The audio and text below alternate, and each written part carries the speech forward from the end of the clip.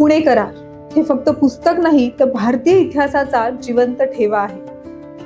24 September 1932 हे इतिहासातील ते पान आहे जिथे दोन महापुरुषांचे विचार एकमेकांना भिडले.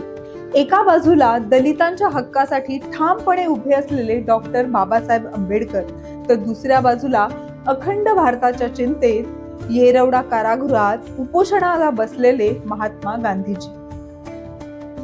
ब्रिटिशांनी दिलेला जातीय निवाडा आणि मग त्यातूनच निर्माण झालेली स्वतंत्र मतदारसंघाची मागणी. पण गांधीजींचा विरोध होता तो फुटीरतेला आणि मग सुरू झाला एक वैचारिक संघर्ष. एका बाजूला तत्व होते तर दुसऱ्या बाजूला अस्तित्व. अखेर येरवड्याच्या छायेत इतिहास घडला. स्वतंत्र मतदारसंघाच्या ऐवजी संयुक्त मतदारसंघ स्वीकारण्यात आला. बाबासाहेबांच्या मुत्सद्दीगिरीने दलितांच्या राखीव जागा 71 वरून थेट 148 पर्यंत वाढल्या. हा केवळ फक्त एक कागदी करार नव्हता, तर तो दलितांच्या राजकीय प्रतिनिधित्वाचा पाया होता.